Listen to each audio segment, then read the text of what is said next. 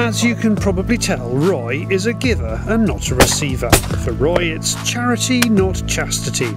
He performs acts of kindness wherever he goes and never says, "No thank you, that will be a bit uncomfortable." In this case, it's Hampshire and a shoot where he had fantastic sport last season.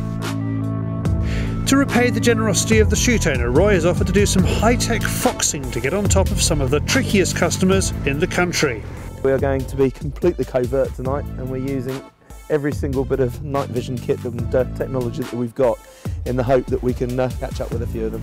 We know there's at least three foxes on here that as soon as the lamp touches them, they're away. So with a little bit of mouth calling, a little bit of electronic calling, and with the use of all the night vision, we'll, fingers crossed, be able to get on top of them. The pheasants and the partridges are being hit hard, and the keepers are having trouble contending with educated animals. And there's only one way to deal with that: night vision plus a splash of thermal imaging too. It doesn't take long to find our first couple of foxes, 30 seconds actually, just across the road from the yard, but they ain't shifting, regardless of the calling by Darren and Roy. Before we need to make the decision on which one to take, there's movement to our left. This one isn't stopping.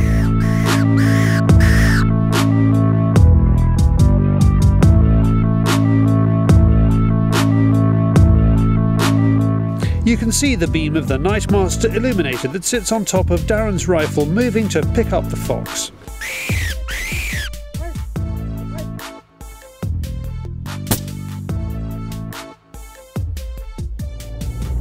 Usually Roy is the one looking down the optics, but tonight he is one of the three blind mice, while it's Darren who is cat's-eyes Cunningham.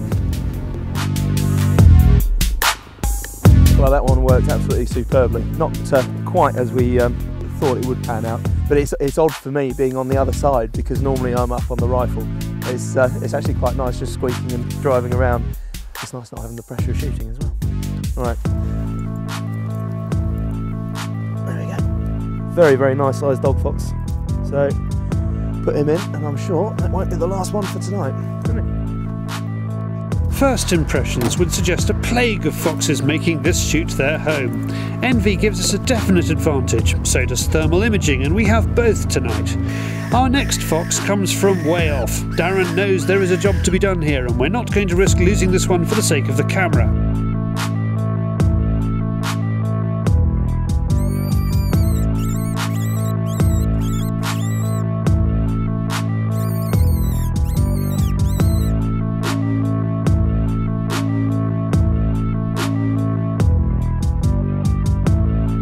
He shoots as it sits out at 230 yards. Let's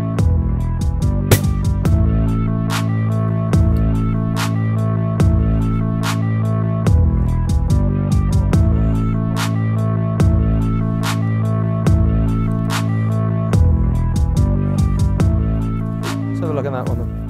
That's another good fox. You're breeding them big down this way, aren't you? They're feeding well in your pheasants, aren't they? Gee whiz, that is another decent sized dog, isn't he? Beautiful fox, absolutely beautiful. And Darren pulled off a really nice shot on that. So you could hear the bullet going. So there was a good pause between strike and when the bullet left. But again, just another very, very nice large dog fox. So they're certainly being bred big down this way. And as I just said to the estate owner, I think he's been feeding them far too well on his pheasants and partridges. Didn't go down too well. Roy mixes up the calls, changing between mouth squeaks and the Western River electronic call. We pick up eyes way in the distance, but no matter what we have to offer, they're a nervy lot. Just setting up the call out here now.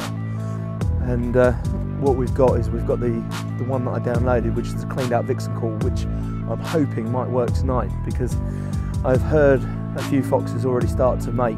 So we're only in November, but they're already starting to kick up. We set up in what would normally be dead cert situations, but we're starting to work hard for our Charlies.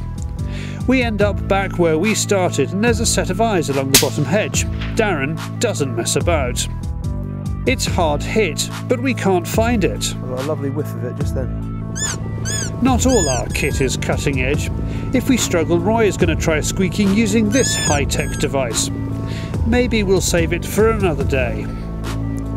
It is now about midnight and nothing is responding. We spend a good 10 minutes trying to play this fox, but it's fruitless, or so we think. We swing around and bump into this chap coming towards us.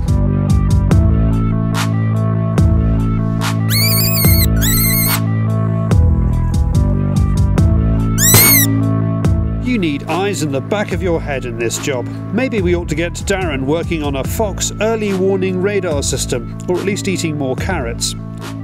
Another dog. Huh?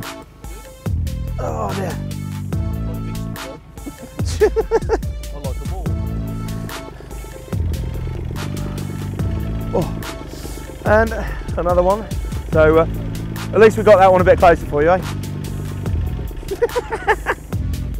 We struggle on for another couple of hours and we see nothing. It is one of the first cold November nights, so maybe they've gone to ground. However, considering the odds were against us, we did okay. Darren, bright-eyed and bushy-tailed, Roy, flying blind, and between them employing the kind of technology you need for tricky foxes, including the rubber chicken. Good night. Good night.